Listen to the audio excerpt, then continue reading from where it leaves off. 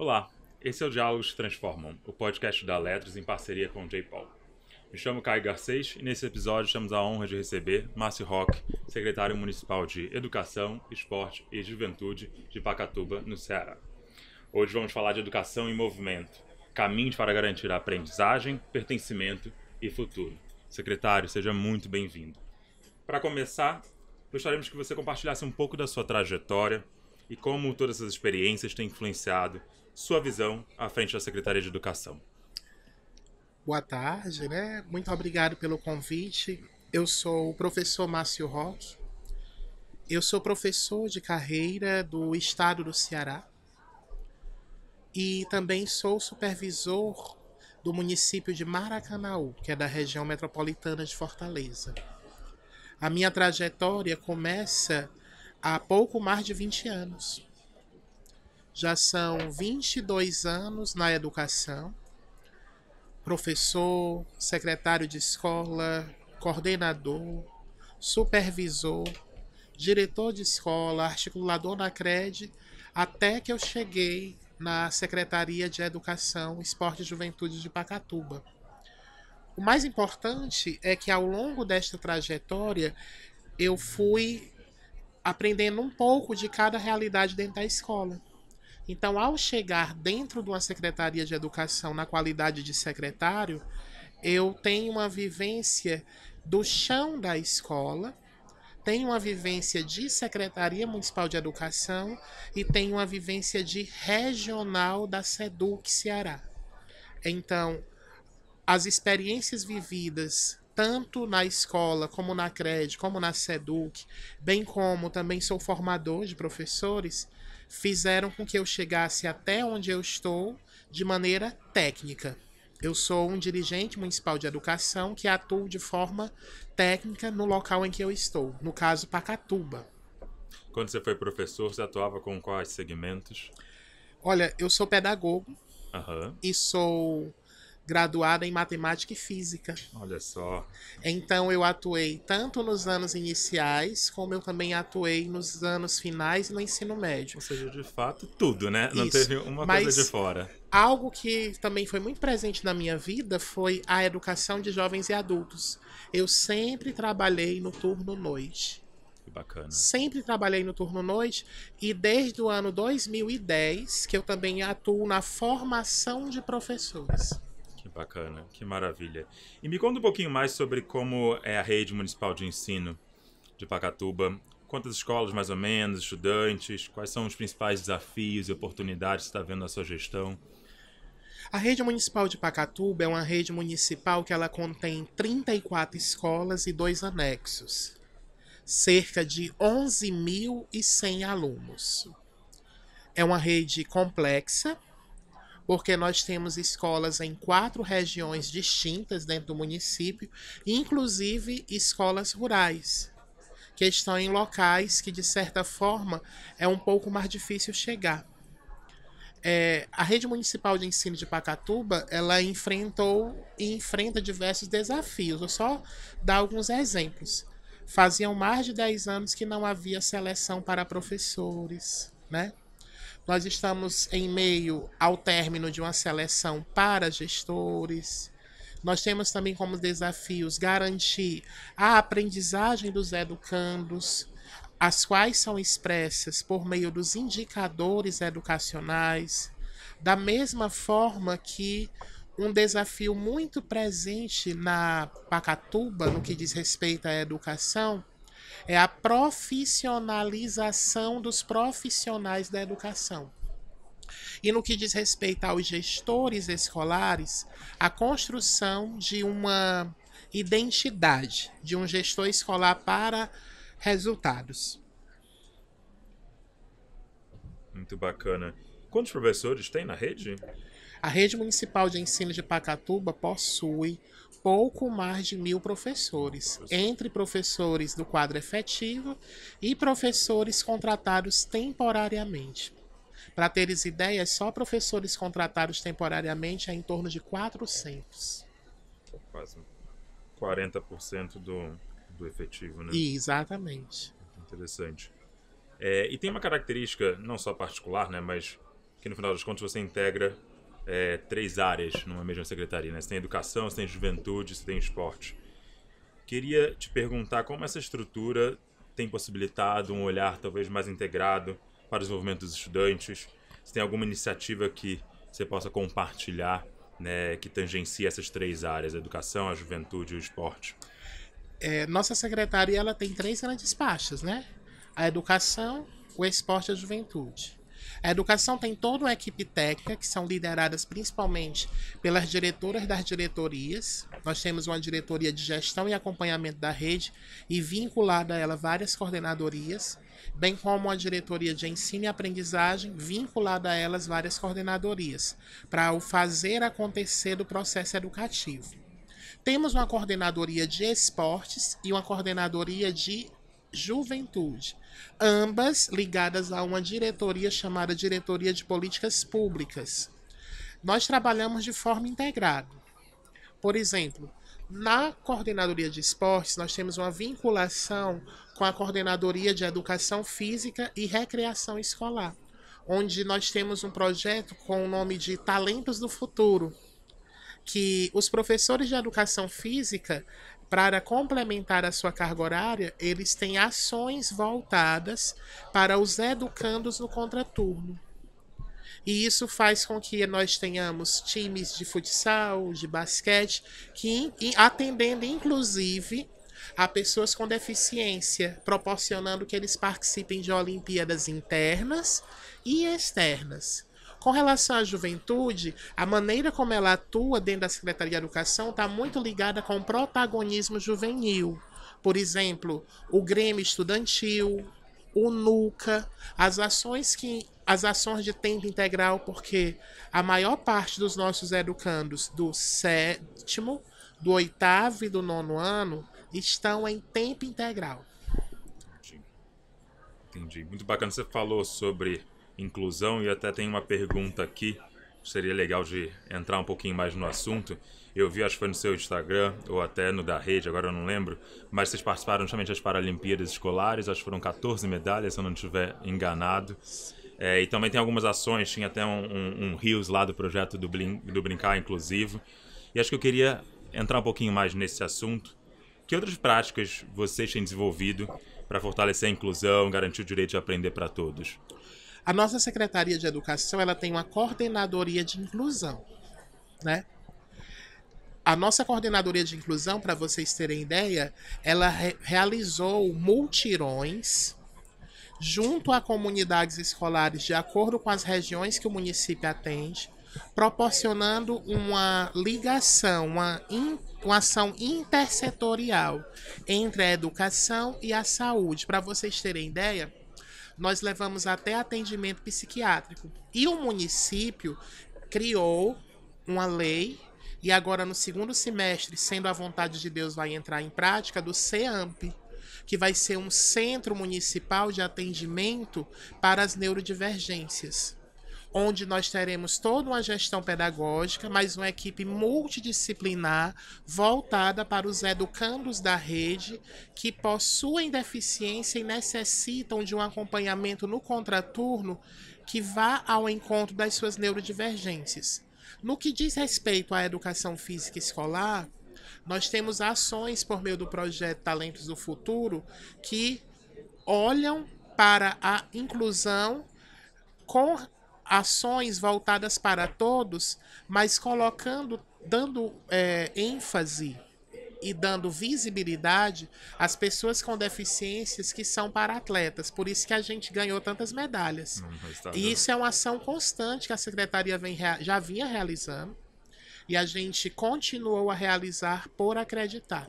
E o Brincar Inclusivo é porque nós fizemos um projeto e adquirimos um parquinho que junto com ele vem toda uma ação voltada para a inclusão de crianças com deficiência, onde no mesmo ambiente em que brinca o incluso, né, brinca também aquele dito normal.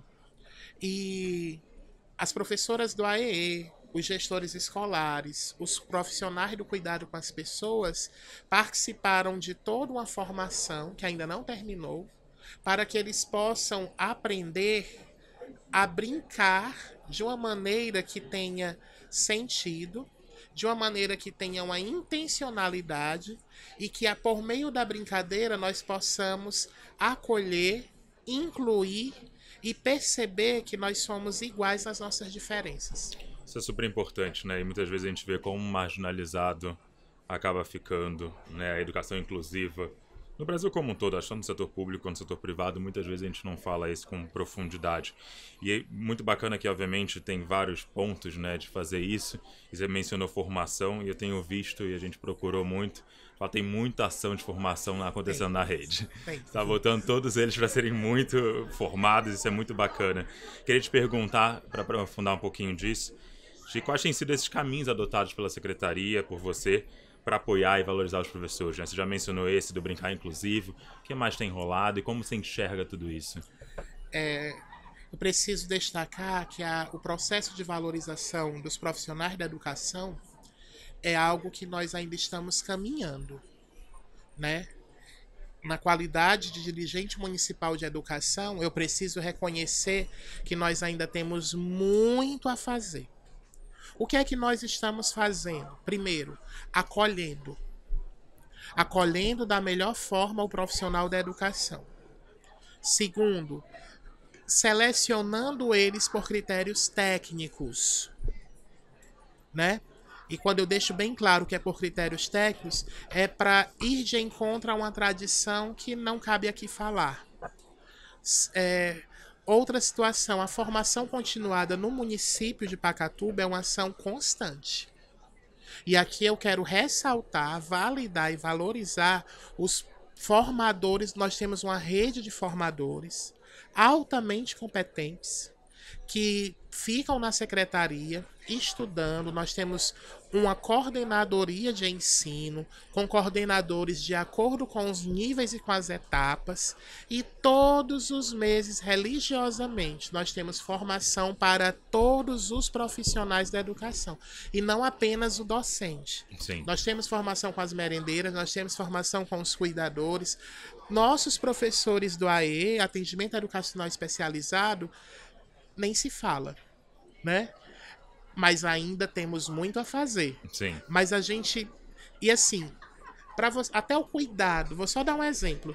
Nós vamos receber nossos profissionais agora para os locais de formação, que no caso é no auditório da secretaria, com cadeiras acolchoadas. Parece uma coisa simples, mas é só para dizer que a gente também tem esse cuidado. O cuidado do cafezinho, Sim, né? Da bolachinha pedagógica. Coisas simples, mas que a gente tem como objetivo dizer assim, olha, você é bem-vindo. Sim. A gente quer a sua presença aqui e a gente reconhece a importância do seu trabalho. Maravilhoso. E você trouxe na sua fala 2 pontos que queria elaborar um pouquinho mais. Acho que o primeiro, acho super bacana quando você menciona que não é só para o professor, porque obviamente a gente sabe que o educar não acontece só na sala de aula, né? Todo o espaço da escola, ele também é um espaço de educação.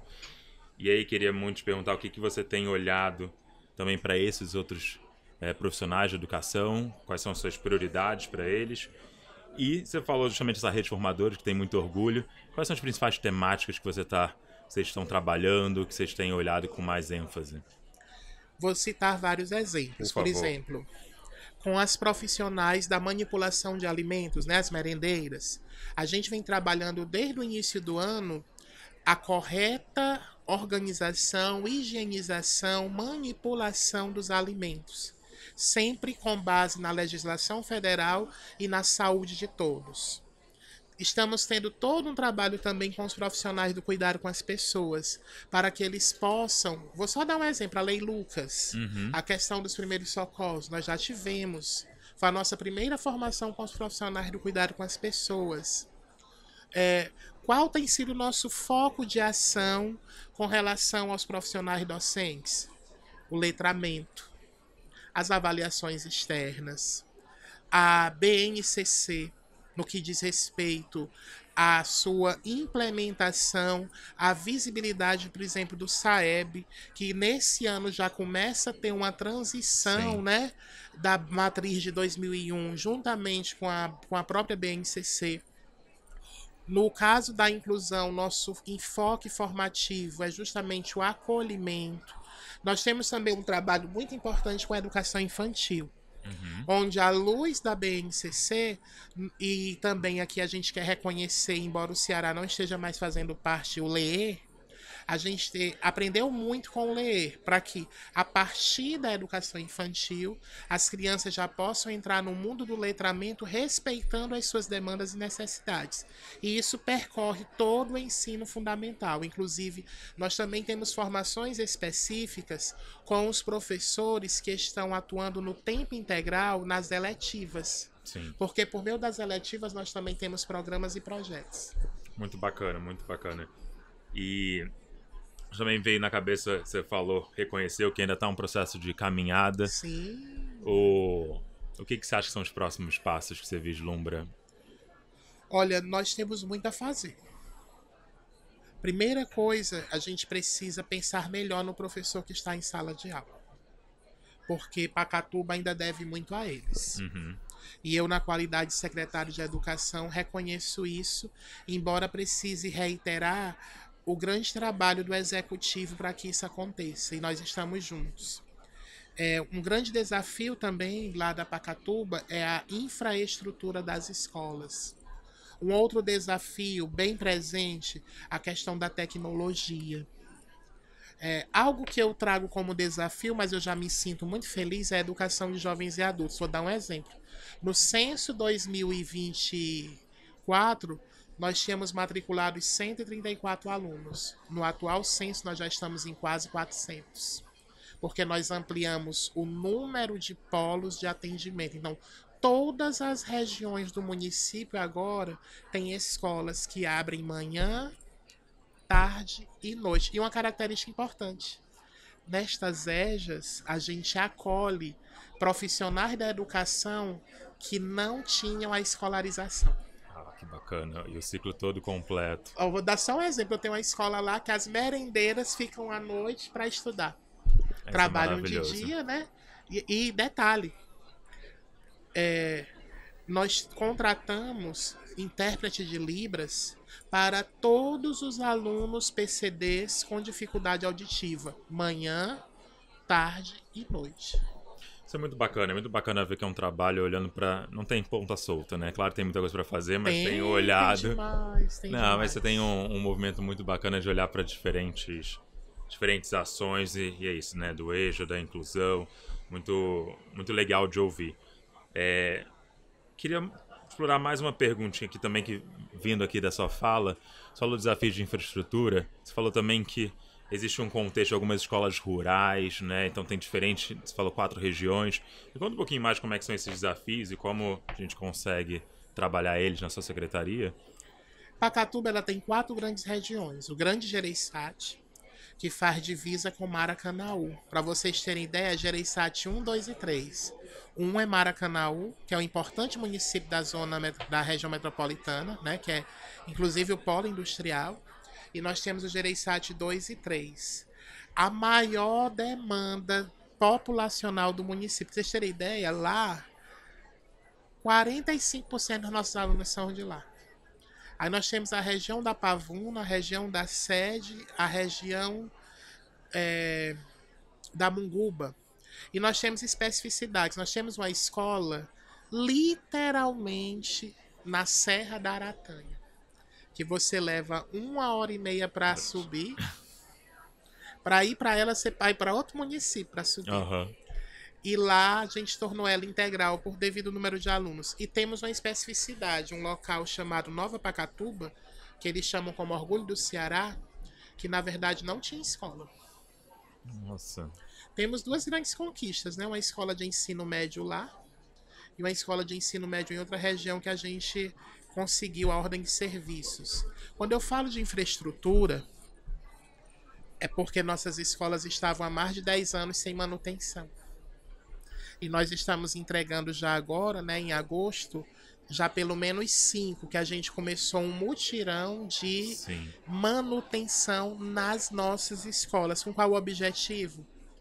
Torná-las mais agradáveis, torná-las mais dignas, fazer com que o educando e o professor tenham vontade de ir para a escola. Por isso que eu digo que é um desafio ainda muito grande. E a questão, nós temos 2 escolas rurais, que é essa da Serra, Sim. e nós temos uma que é bem frequentada, que é o Firmino de Abreu.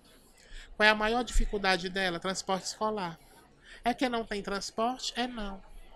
Quando chove, as estradas dificultam o processo. Sim. E aí o ônibus quebra. Olha, no município, eu agradeço muito a vocês por me chamar para essa entrevista, é onde a educação ela acontece, porque assim, com todo respeito ao Estado, mas enquanto eu tenho 6 escolas estaduais, eu tenho 36 municipais, 34 mais 2 anexos. E ali no município a gente vê, por exemplo, a dificuldade do transporte, a dificuldade até de professor para algumas regiões. Sim. Por quê? Pela falta do transporte público. De conseguir chegar. Exatamente. Tem local que literalmente a pessoa precisa de um carro ou de uma carona para ir. Não consegue. Ainda temos essa dificuldade, principalmente nos novos territórios que o município foi convidado a aderir. Sim. E por isso que eu digo que é uma realidade que precisa ainda de muita atenção, e isso só ao longo do tempo. Estamos fazendo? Estamos. Mas é um processo. É necessário começar, né? Acho que eu queria pontuar 2 coisas que eu ouvi da sua fala. Acho que a primeira delas é... Acho que você, no começo da nossa conversa, você mencionou justamente da poltrona estofada e do biscoitinho e do cafezinho. E é isso, acho que a educação também ela precisa desse afeto, ela precisa desse cuidado. E vendo também nas redes, todas as reformas, deu para ver novamente como é importante esses detalhes. E é muito bonito de ver que o senhor tem se preocupado bastante com isso. E eu queria puxar um outro lugar que me leva, né, nessa constatação, que é essa proximidade justamente com relação aos jovens, né, com os estudantes que estão na escola, que estão na ponta, seja com a preocupação com relação ao transporte, mas também com como eles se expressam, se comportam. E a gente viu nas redes que os estudantes de Pacatuba participaram do SANA 2025, esse evento de cultura geek, que foi super recente. E eu queria muito que o senhor aprofundasse um pouquinho nisso, nesse lugar de conexão com o jovem. E que outras iniciativas também você tem para aproximar os jovens da escola, trazê-los mais para perto e estimular todo esse protagonismo e engajamento dos estudantes na rede? Nós temos assim um cuidado muito grande com os nossos adolescentes, jovens e adultos. Vou citar, levá-los para o SANA foi apenas uma ação, mas Pacatuba tem uma tradição linda que é a Paixão de Cristo. Uma das maiores paixões de Cristo do Ceará, quiçá do Nordeste, é lá. É uma tradição assim de mais de 50 anos. E nós levamos todos eles para conhecer a cidade cenográfica. Que maravilha. Inclusive, nós fizemos a Páscoa da EJA na cidade cenográfica da Paixão de Cristo. Nós temos ações com os nossos jovens através das eletivas de programas e projetos que já falam do empreendedorismo. Nós temos em algumas das nossas escolas integrais, para vocês terem ideia, profissionais da educação, professores que atuam com, como é que eu posso dizer, mediação de conflitos, né? Atuam com ações também voltadas para o eu do estudante. Né? Nós temos terapeutas comunitárias lotadas em algumas das nossas escolas, são professoras, e elas fazem ações com os alunos, com os pares de alunos. A nossa EJA, a nossa Educação de Jovens e Adultos, é muito forte, para vocês terem ideia. Feira de Ciências, feira cultural, festa junina. Então, assim, o que uma escola de dia tem, à noite também tem. Né? A gente tem esse cuidado de fazer com que a escola, embora com muitas adversidades, preciso sempre deixar isso claro, porque eu não posso pintar o céu se eu ainda estou na terra, mas a gente tem muitas ações, e aqui eu quero ressaltar, engrandecer e valorizar nossos gestores escolares, nossos formadores, nossos professores, porque mesmo eu costumo até usar, peço perdão se é errônea a minha fala, Santa Teresinha do Menino Jesus, que dizia que do nada se faz amor. Com muito pouco eles fazem muita coisa. Vou só dar um exemplo. A EJA da escola Maria Guiomar, no Alvorada, um bairro que tem uma tradição, com todo respeito, de violência, eles pegaram a sobra do feijão da merenda escolar e fizeram a experiência científica do bife e do feijão. Como foi isso? O que sobra da alimentação escolar? Aham. E aí a professora levou uma receita e eles fizeram bifes de feijão. Feijão. Para ela mostrar que ela contou uma história da vida dela, Sim. de uma criança que ela foi professora e que não conhecia carne. E ela ensinou como fazer esse bife de feijão justamente para essa criança poder entender que do simples se pode fazer muita coisa. Muito bacana. Levar os alunos para o Sana, na verdade, foi uma parceria que a gente fez. Nós levamos para o Sana, nós garantimos ônibus, nós garantimos a alimentação escolar para eles poderem, assim... Foi uma tarde de alegria, né? Para eles se sentirem felizes. Porque uma das nossas preocupações é que o jovem possa ser jovem, que o adulto seja adulto, que o idoso seja idoso e que a criança precisa ser tratada como criança. Para que a escola ela seja um espaço, principalmente por ser municipal, né, que atenda todas as demandas e necessidades, mas respeite as diferenças. Muito bacana, muito bacana. Fico feliz de ouvir tudo isso e faço coro na valorização dos gestores, porque de fato a gente sabe que eles fazem muito com pouco, né? Isso é uma realidade, assim, tanto brasileira. Tem mais uma pergunta, secretário, que é sobre a adesão do município a esse novo ciclo do selo da Unicef. E a gente tem visto um fortalecimento dessa articulação com a saúde e com a assistência social. Como que essa integração com essa outra pasta tem contribuído para a permanência e sucesso escolar das crianças e adolescentes, essas iniciativas? Eu preciso ressaltar que o nosso executivo, e aqui eu ressalto a nossa prefeita, a Larissa, ela trabalha muito de maneira intersetorial. Então, educação, saúde, assistência social é constante as nossas conversas. Com relação ao selo Unicef, desde que foi aderido, feita a adesão, que a gente vem trabalhando juntos, através do NUCA, através da busca ativa escolar, através de ações.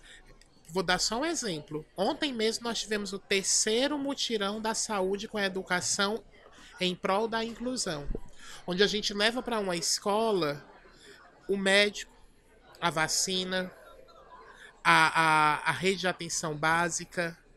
Por que isso? Porque, por exemplo, eu tenho demanda de creche. Mas para eu saber como é que essa demanda realmente existe, eu preciso da assistência social por meu Cade único. A saúde tem uma meta, e isso faz parte do selo Unicef, com relação à vacinação. De que maneira vai ser mais fácil essas mães vacinarem as crianças se a vacina for para a escola? Sim. Então nós temos uma preocupação muito grande para que a escola ela seja um espaço também cidadão. Por isso que a gente trabalha por meio da intersetorialidade. E a gente conversa, a gente se reúne, a gente tem grupos em comum. Por exemplo, agora mesmo a gente vai se reunir para pensar na Semana do Bebê. Isso envolve a assistência, a saúde, a educação. Por quê? Porque a escola, se a gente observar bem, principalmente no município, ela é o local mais inclusivo que existe. Porque num posto de saúde, geralmente se vai quando precisa, né? Sim. E na escola se vai todo santo dia. Exato. Por isso que ela precisa ser um espaço que se aproxime cada vez mais das demandas e das necessidades da população. Muito bacana ouvir isso, muito bacana ver a gestão intersetorial. Que toda a nossa fala, toda a nossa conversa, esse olhar mais completo, mais abrangente, eu acho que tem se feito presente. Eu Fico muito admirado por ver isso acontecer. Para finalizar, eu queria te perguntar se existe algum aprendizado, estratégias que você tem desenhado dessa experiência na sua secretaria, que você destacaria como inspiração para outras gestões, que você recomenda, sejam enfoques, que você diria para outros secretários e equipes técnicas que devem ouvir nosso podcast, ouvir nossa conversa? Eu diria o que eu venho dizendo sempre. Nós que estamos dirigentes municipais de educação, secretários, nunca poderemos esquecer que o nosso cargo é perene. Ele passa. Nós somos professores que estamos secretários. Então, todas as ações que fizermos, faça da melhor forma possível, prezando pela legalidade, pela publicidade dos atos, pela veracidade das informações, e sempre faça tudo conforme a lei. E nunca esqueça, o cargo que ocupamos passa. O ser professor é para sempre.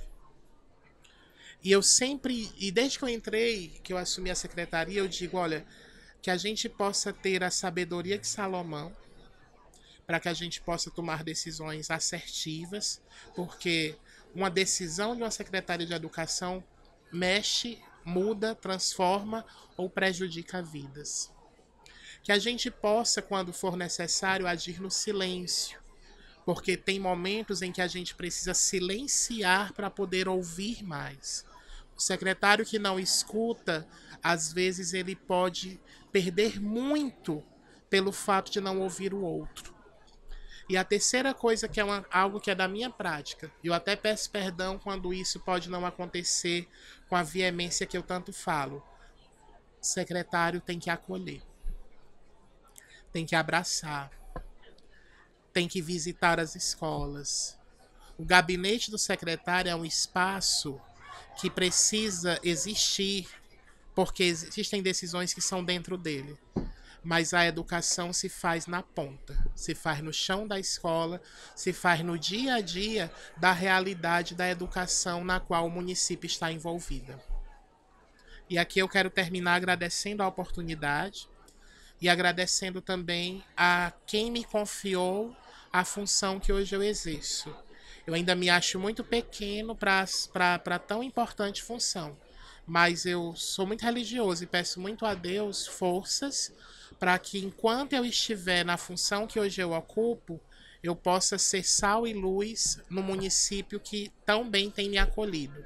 E aqui eu agradeço a todos os que fazem a Secretaria de Educação, Esporte e Juventude de Pacatuba, ao Poder Executivo Municipal, a todos os meus colegas secretários, de uma maneira especial a Bia e a Edni, que são nossas diretoras das diretorias, e todos os demais que eu não vou citar o nome para não ser injusto, porque eu estou secretário. Eu posso até em alguns momentos ser a cabeça, mas uma cabeça sem membros não é nada. Obrigado pelas palavras, secretário. Eu que gostaria de agradecer a sua presença aqui. E, claro, agradecemos também a sua companhia nessa conversa sobre educação, tecnologia e inovação. Seu Diálogos que Transformam, o podcast da Letras.